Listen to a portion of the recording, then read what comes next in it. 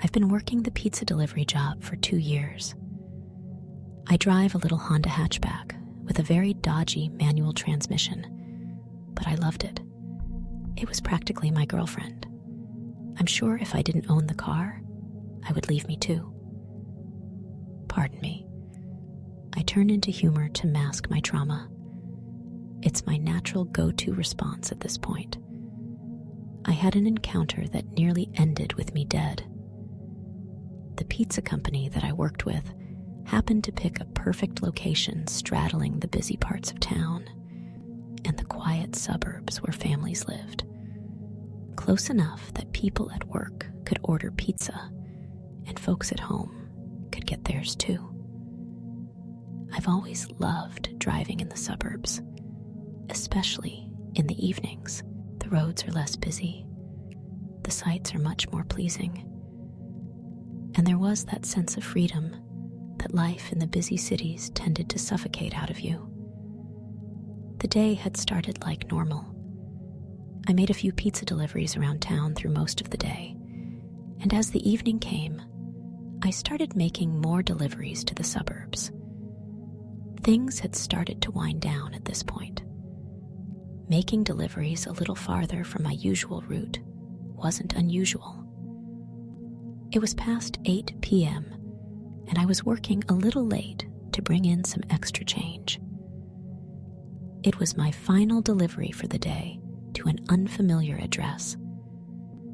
I would have had to rely on the map provided by the app to get me there, but it didn't really give me any cause for concern because I was a seasoned delivery guy. This confidence lulled me into a state of complacency. When you've been doing the same things for a long time, you just assume that you've learned all that there is to learn. You seed all the creeps out there, and you might imagine you'll be able to deal with anything that happens. It's not a conscious decision, just natural behavior. Complacency often blinds us to even the most obvious things. Hindsight is a ruthless teacher. As I drove towards my last delivery, I noticed the road went from a tar to barely there, something more akin to a beaten path. The terrible condition stressed my poor car. I had to take things slowly and carefully. I wondered how these people got anywhere fast enough. Getting to the gate took nearly a quarter of an hour of careful navigation. I should have turned around right then and returned home. I could have convinced my boss it wasn't safe, and there wouldn't have been any real issue. But perhaps it was pride. I wanted to make that delivery. I had already come this far. The gate wasn't locked. I honked the horn, but got no answer. I couldn't even see any buildings nearby. It was probably that they lived farther inside. I couldn't just drop the pizza there and leave. I assumed it was because they were expecting me, so I just pushed the gate open and drove inside. I passed a few old buildings, and nuns seemed to have electricity. The only source of light was my headlights. My map kept telling me that my destination was still up ahead, so I kept going until I got to an old church or a building with similar Gothic architecture. The map told me I was at the destination. Foolish old me. I was happy. I called the number to let them know I was there. The person answered, and I told them I was outside. They sounded like teenagers, and I could hear loud music in the background. It sent a jolt of fear through me. Out here, it was silent as a graveyard. "Dude," the boy answered with a slur. He seemed utterly drunk. He told me they'd been waiting hours for me. I told him I was outside at the address the website gave me. I heard him open the door. Then he asked, "Is that you? Was the red truck?" I answered, "No."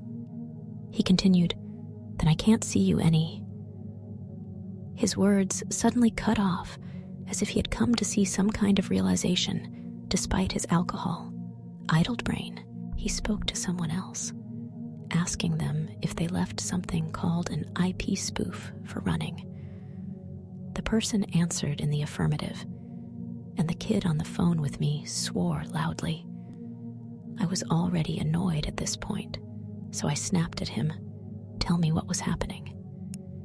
He said, "Sorry, man, you're in the wrong place. You've got to get out of there fast." It was like a veil had been pulled away from my eyes. I had been completely immersed in making this delivery that it didn't really dawn on me the amount of danger I was in. I suddenly had the distinct feeling that someone was watching me. The phone hung loosely in my hands.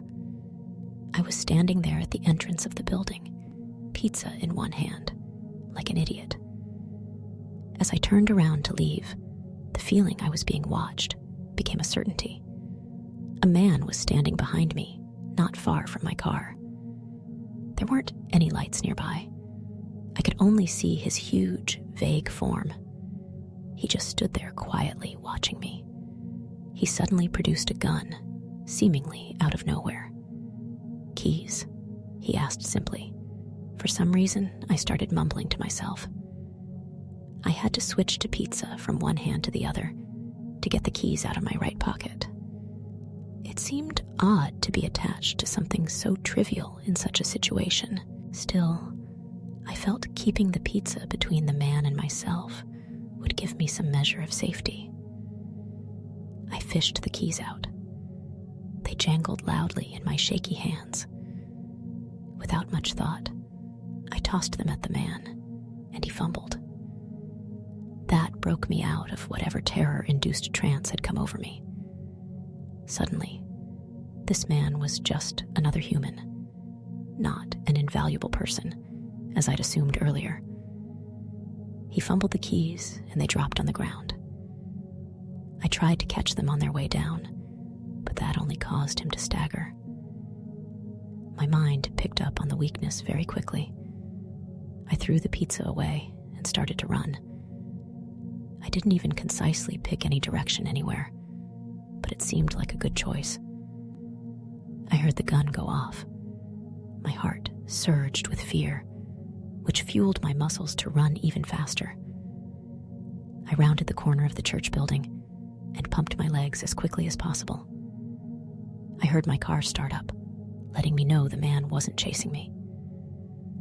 I stopped, considered my options, then turned around.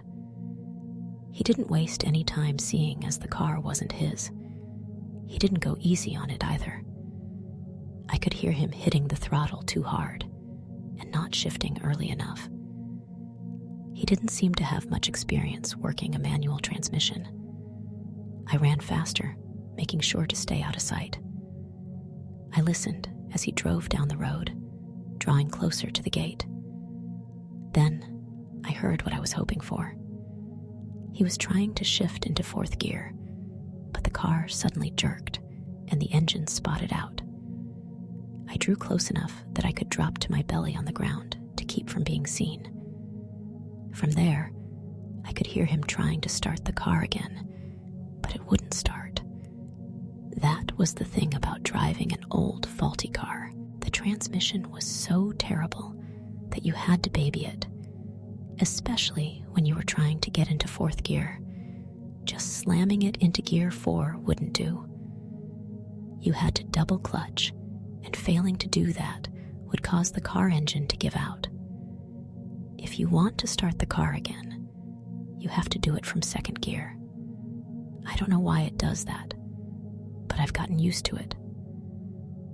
The man who stole my car didn't know any of this. The car just wasn't responding to him, and he was getting more and more pissed off by the second. Finally, he got out. His frustration was apparent.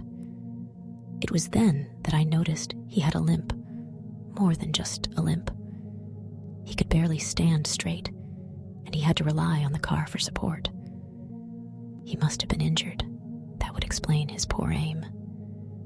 Not that I was complaining. He stumbled away from the car. I almost heaved a sigh of relief despite being on the edge of peeing my pants. Then my heart plummeted when the man turned around and fired at least 6 shots into the body of my car. Done with venting his frustration, the armed man started to stumble away. Thankfully, not in my direction. I knew he wouldn't hesitate to shoot me at that point. He stepped out the gate of the compound, and I watched him disappear amongst the trees, moving in a hurry despite his terrible condition. I didn't move a muscle.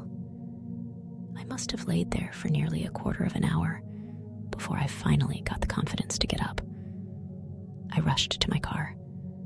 Now is my chance. I ran over, not paying too much attention to the bullet holes I spotted in it. I got into the car. My brain chose to ignore the blood I saw staining the driver's seat. I checked the ignition, and just as I'd expected, the man left with the car keys. But that wasn't really a problem. I wasn't an expert in hot wiring most cars, just mine. I wasn't religious, but I prayed. The madman hadn't stranded us both out there. I shifted into second gear and gave it a try. The car wheezed scarily, but then the engine started. I felt pure joy, as if my prayers had been answered. The journey out of there took way less time than it did getting there. After I was sure I was out of danger, I called the cops, though I doubted if they would find the man at the compound. I later learned that the property had been abandoned a long time ago, and the man must have had some kind of criminal history or a warrant out for his arrest. The cops did eventually find him. They found him dead somewhere near the highway.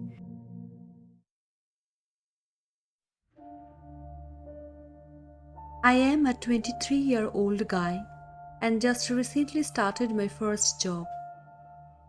You may be wondering why this is my first job if I am 23. Well, that's because since I was 16 years old, I took care of my grandmother who had COPD, so I had no time to really commit to a job, as if I ever left her alone, she would be forced into a nursing home, and I could never let that happen. So I made the choice to put my life on hold until the time came when I'd be able to commit to a job. My grandmother recently passed away, so I was now able to get a steady job to get some money to pay bills and such. I applied for a job at my local video rental store, and I got the job pretty quickly as the manager really took a liking to me. I was trained within a week and put into the night shift. Now our night shifts aren't anything crazy. They're pretty dead as a matter of fact. You'll get the occasional customer will walk in, get a movie and be on their way. You sometimes get those creeps who come in for the adult movies at 9 p.m. and such, but nothing too crazy. That is until 2 weeks into my working at the store that the most scariest thing happened to me. I came into work around 7 p.m., which was my usual time to work. I'd work until 10 or 11 p.m. given which day it would be. Once I got there, I did my usual routine with my co-worker who worked the shift before me of counting the drawers, getting any info they needed to have, and then they'd leave. I had got probably about 1 hour into my shift, which made it 8 p.m. now when a man walked through the door with his hood over his head. Anytime someone came in, I'd always say hello, and most would reply back saying hello or give some kind of gesture. But this guy didn't. In fact, it was if he completely ignored me and just walked off into the store to a corner where I could barely see him. Now, let me give you a little detail about the conditions for when this took place as it fits into the story. It was January and it was cold out, so the man had a heavy jacket on which covered him up pretty well. His hood covered his face enough to where I could barely make it out at first. All I could see when he looked my way was the white of his eyes as he looked at me. Eventually, he made his way to where I could completely see him fully, as he had taken his hood down from his head. Now, I am not a guy who gets creeped out often, but when I see this guy, I immediately felt uneasy. He was a black man in his mid-30s with short cropped hair. He had what looked to be a scar on his cheek along with tattoos all over his neck. He glanced at me as I was looking at him, and his eyes met mine. I can't begin to explain how creeped out I was by this. I simply looked down at my computer and pretended it hadn't affected me, even though I know he knew it did. Eventually, I glanced back up to see the man was now approaching me at the front counter. In my head, I just wanted to check this guy out and get him out of there, as I was getting more uncomfortable the longer he was there, as it was just him and I in the store at the time. As he approached, I could see his face much more clearer now. He had no expression on his face, but his eyes looked at me as if he had hate towards me. He slammed his movie on the counter with a gesture of intimidation. I was a bit thrown off as I didn't know this guy or why he was acting this way towards me. I slowly leaned up from my computer and stumbled out the words, "Is there something wrong, sir?" I was so creeped out, so I didn't even realize how shaky and uneasy my voice was. It sounded as if I was so scared by him that I could barely even get a word out. The man just looked at me for what felt like forever before replying, "I want to rent this movie, but I need you to do one thing for me."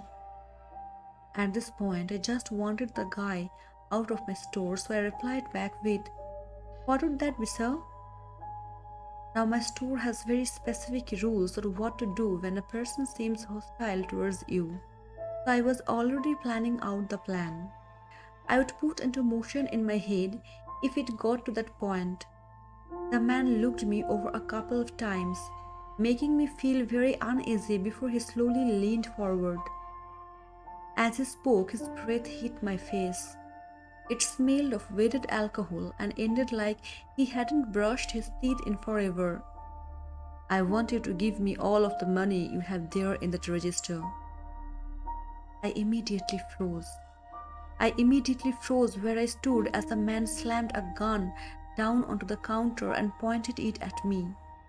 I could feel my heart pounding in my chest and ears. I began to shake and I could feel sweat rolling down my forehead.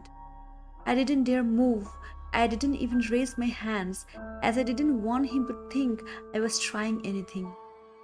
I felt myself struggle to get any words out before I finally did. "Take all that you want. It's in the drawer in front of me. You can get it so you know I won't do anything." He grinned a nasty yellow smile at me before slowly making his way around the counter to the register. I then stepped back as he pulled it open and began feeling in his pockets with the money. Now, I'm not stupid. I know working a night shift always leaves the chance of something like this happening, and I have heard plenty of horror stories about this type of stuff happening to others, which is why I always carry a large pocket knife on me at all times.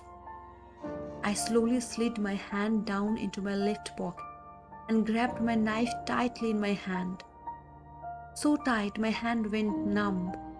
As the man turned around, he then looked at me before pointing the gun back at me. I just knew he wasn't going to let me go. I had seen his face, and this seemed like the type of guy who didn't want anything left behind that could tie back to him. All I could think was, this is where I was going to die. Right here on the floor of this video rental store I called my first job. He inched closer to me and began to speak slowly. "Now you know you are not going to get out of this place tonight, right? This is where you are going to die." Hearing those words made my heart stop and what felt like ice go through my body. I knew I only had one chance to make it out, and I was waiting for that moment. Here it was. I flicked the knife out and jumped towards the man. I then stabbed him in his side beneath his ribs as hard as I could. He fell back and screamed in pain as I twisted it before kicking the man in his leg. He fell to the floor and I ran from the store to my car as fast as I could without falling on the ice that covered our parking lot. I got into my car and started it as fast as I could. I glanced back and saw that the man was trying to get up from the floor and out of the store to catch me. I slammed on my gas and got the hell out of there. I looked in my rear view mirror and saw the man standing there watching as I sped away. Once I was far enough away, I called the police. Of course, once they got there, the man was gone. There was blood all over the floor behind the counter where he fell after being stabbed. My knife was laying on the floor next to the blood. The police asked me questions, took what they needed, and then had me go to their station to do a sketch of the man. I gave the best description that I could, and then they thanked me and sent me home. About a week later, I got a call from the police who told me they found the man after a person who lived near our store said they had been seen him a few nights later, creeping around the back portion of our store where our back door leads out to the garbage bin. They had him in custody. With that, I no longer needed to worry about him. I still work at the store to this day. My co-workers hailed me as a hero and brave, but I don't feel that way. I've never been so scared in my life. I always kept thinking to myself, what reasons could he have to want to come back? I don't know. All I can say is maybe he was coming back to finish the job. Maybe he was coming back for me. I really hope that my story can help someone out there and hopefully be aware of others and to always be safe.